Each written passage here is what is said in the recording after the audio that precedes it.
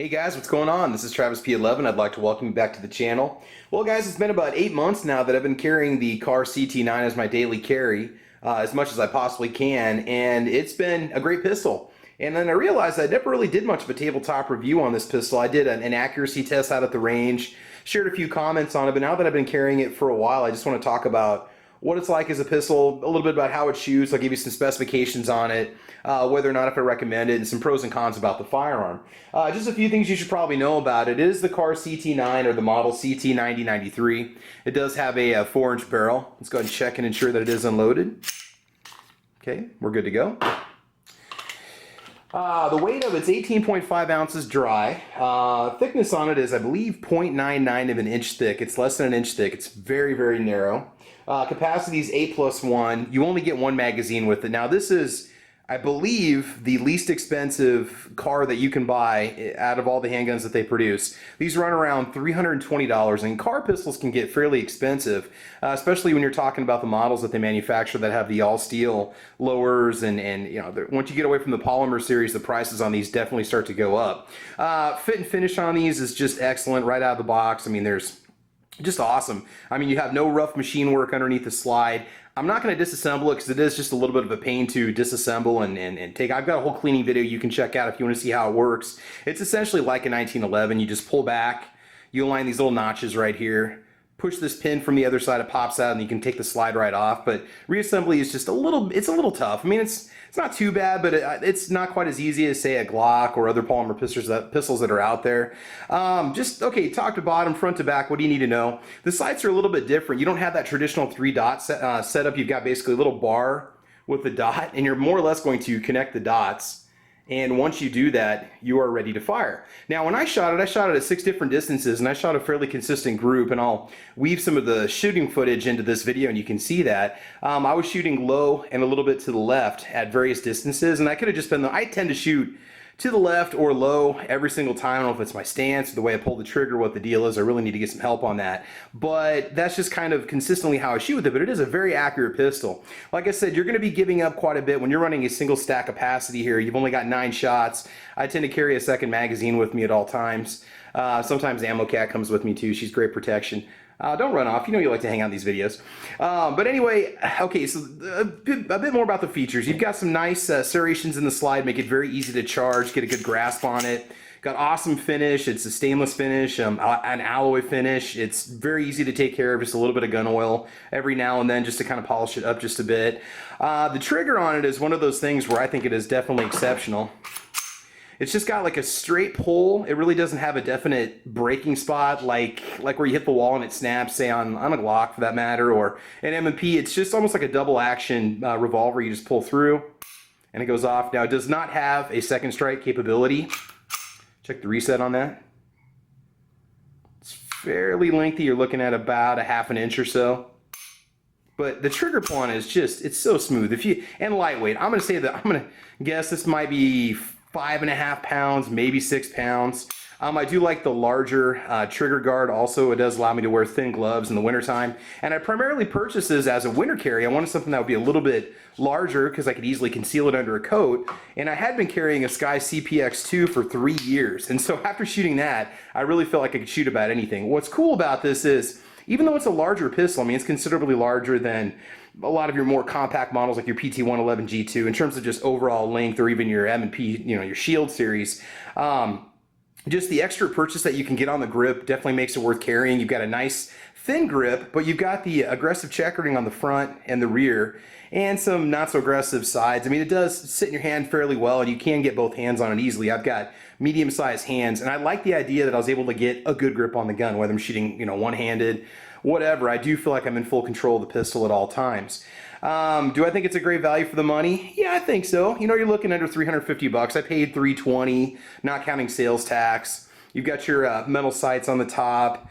The polymer frame itself, we're not talking about a Magpul polymer. We're not talking about a Glock quality polymer, in my opinion. It is a softer polymer, but I don't think it's going to hurt durability. Now, granted, I've only put a couple hundred rounds through this over the last 8 months. I definitely need to practice with it more, but I don't feel like there's really going to be any issue. I believe they give you either 3 or 5 years on the warranty. I didn't check that part out before I started the video. I know you get over 1 year. I think you definitely get 3 years, okay?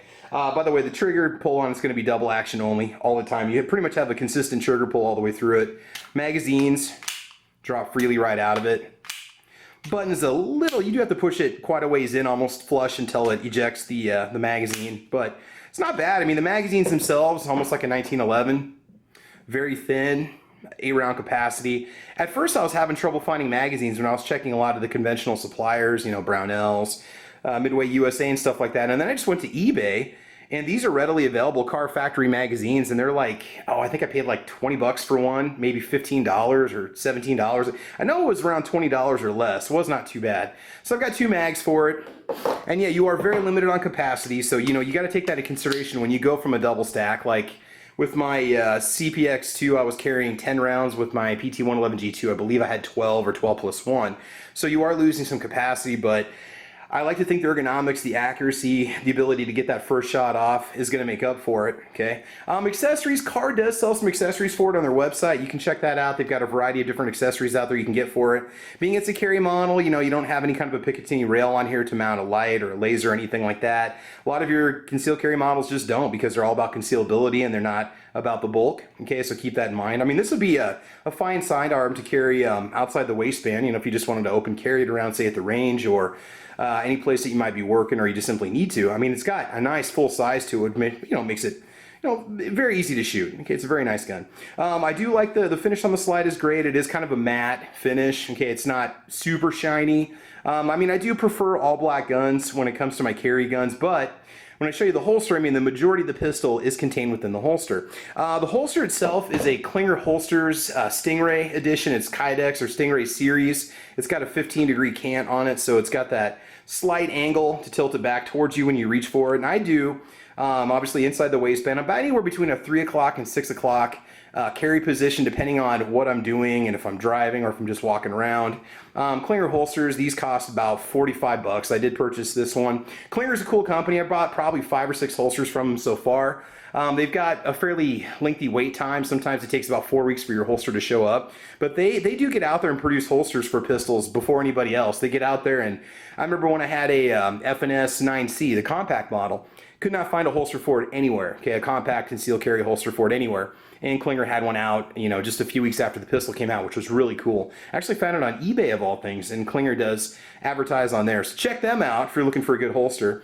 This pistol, I did purchase it from SS Pawn in Lexington, Nebraska, and the thing about the Kahr pistol, a lot of the times it's just overlooked because you don't really seem to see a lot of them in the stores. You'll be lucky if you find one, and many times if you do, it's going to be a used model. And so many times if you go to like gungenie.com, you know, Davidson's online, you can see all the models that they sell. They've got many different pistols for sale, but I don't know what the deal is. You just don't really seem to see them. They're not just as prevalent as many other brands that are out there. Something else I wanted to show you, and this is odd. In the instruction manual, it says, and you might not like this, and this might be a major turnoff for you about this pistol, when you chamber the first round, you were explicitly told in the instructions to use the slide stop and / slide release button or lever, okay, to chamber the first round. And the reason why, the slide on this is so thin, let's go and lock it open again, that you actually have just a slight offset that the rounds have to feed up into. So if you try to top charge it and you don't give it enough authority or rack back enough and then release the slide, you could jam that first round when it goes in. Now I consistently carry Hornady Critical Defense, okay, in the pistol, and I've always just instinctively used the slide release lever, the slide stop lever, just because that's just what the manual says to do. It's how I've trained myself on the pistol. So that's something to take into consideration. Now granted, when I'm carrying, I've got that first round already charged, you know, it's ready to go, and so it's not an issue. But if you were to put a second mag in and you pull back on the slide and have a weak release, or you slide forward a little bit, there's a chance that you might jam that first round when it goes in. So there are some limitations with this pistol. It's not the perfect pistol. I'm a bigger guy, so I like a thinner gun. It makes it easier for me to conceal, just in my opinion. So even though it's a larger gun, it does tuck really nice, so just a small portion of the gun is actually sitting up. And again, just a small portion of the pistol is actually exposed. A lot of guys don't want, you know, that shininess going on with their carry pistols. To me, that's just enough that I don't think I really need to worry about it so much. It doesn't bother me. You know, granted, the majority of the gun is not visible anyway when I'm carrying. So yeah, so that's kind of what I think about it. Let's see, any more specs you need to know about it? You don't have really any kind of safety whatsoever on it, just the safety between your ears. You don't have a manual safety. You don't really have a trigger safety. You know, I believe it's just intended to be a, you know, a carry weapon. It's one of those things where it's hot, it's charged, it's ready to go. You do have a fairly light trigger. I don't know if it's necessarily a beginner pistol. I mean, it's not hard to use, but the takedown and cleaning is a bit of a challenge. It is a little hard to charge the round, okay, and especially to pull back the slide and lock it. It's got a heck of a recoil spring in it, so that's something also that some people may not like. And I don't know if that's just typical of all the different car models that are out there. When you do have a round charge, your extractor, it does stick out just a little bit, so you do have a little tactile feel there, so you can tell that you do have a round in there, but very simple, clean design. It's got those almost melted edges all the way around, nice and smooth. It's abrasive where it needs to be, and it's not where it does not need to be, which really makes it cool. So like I said, 8 months of carry now. Thank God I have not had to use it other than just simply taking it to the range, and it's been fine. I mean, I love the looks and the design, other than just kind of the pain when it's taking it down and cleaning it. But with practice, you get better with it as time goes on. It's really not that bad. But if you buy one, you don't know what to do or you're confused, just definitely check out my my takedown and cleaning video, and I'll show you what you can do to do it. But it's not too bad. The instruction manual does a pretty good job explaining it to you also. So I will continue to carry it. I really have no desire to change out my carry weapon right now. You know, 2 magazines. I've got 8+1 plus another 8 rounds. It's going to give me 17 rounds. I think that's okay. You know, some guys like to carry, you know, say a Glock 19 or a Glock 17 with 17+1 and 2 spare mags, and that's fine too. You know, you do whatever's going to work for you. I pretty much can carry this year round. It's the only carry that I have right now. I do have a PT111G2, but it's just a little bit bulky for me to carry, so I stick with this. So again, the Kahr CT9, I've been very happy with it. I've had no problems whatsoever. There was a rumor out there, or maybe it was shown on video, where a person was using their car in freezing temperatures, and the gun wouldn't fire. The striker had frozen, or the spring had frozen inside the slide. I actually took mine and threw it in the deep freeze for I think like a half an hour or an hour. I can't remember now. It's been a while. And then when I pulled it out and pulled the trigger, it dry fired, obviously, right? No live ammunition in it, and it did work just fine. And that is kind of a concern for me, because this is the gun that I'll be carrying on me when I'm filming my range videos, especially when I'm out there in the wintertime. You know, if I'm out there in the snow. It's going to be the one that I'm carrying, so I thought, man, if this thing's going to have some cold weather issues, this might not be the pistol for me, but I've never had a problem with it. Occasionally I'll just take it out and pop off 8 rounds at the range, you know, just to make sure that it shoots, and I've never had a problem with it. So yeah, a lot of information for you about the pistol kind of tossed at you here in just a few minutes. Again, you can drift adjust the sights if you need to, but I find that they are adequate enough, and they're easy to get on target. The 2-dot system is very easy to line up. It is a little bit different. It does take a little bit of practice, especially if you're used to a bar system, a Glock system, or 3 dots. But no, overall, it's been a very cool little pistol. And you know, with the right belt, if you have a proper pistol belt, which you should have, I recommend sheepdogleather.com. You won't even really notice the weight of it when you're carrying it, because you know you are talking over a pound here, and it can be a little heavy compared to some of the other conceal options that are out there right now. So do I recommend it? Yes, not necessarily to a beginner. I mean, not that you couldn't learn how to use it. If it's all you have, that's fine. You know, you're going to be fine with it.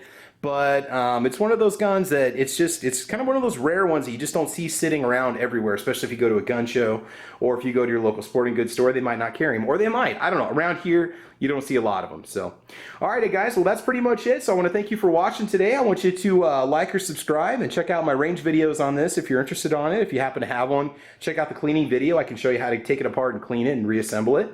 Guys, you can check me out on Facebook, Twitter, Instagram. I'm also over on gunchannels.com with the Ordinary Average Guy Gun channel. I also do a Saturday morning podcast called Caliber Corner, and we're coming up on 10 episodes, which is pretty exciting for me. I just started it off as kind of a one-off thing, and it's starting to take off a little bit, and I really enjoy it. So check out Caliber Corner. You can support me over on Patreon Direct with patreon.com/TravisP11, and that money goes directly to the channel. Buys ammunition, pistols, range fees, gas, pretty much everything you need to keep a YouTube channel going. So there you go. All right, guys, I want to thank you for watching today. I guess, as always, I want you to have fun. I want you to be safe. And you know, we will talk to you soon. All right, see you soon, guys. Bye-bye.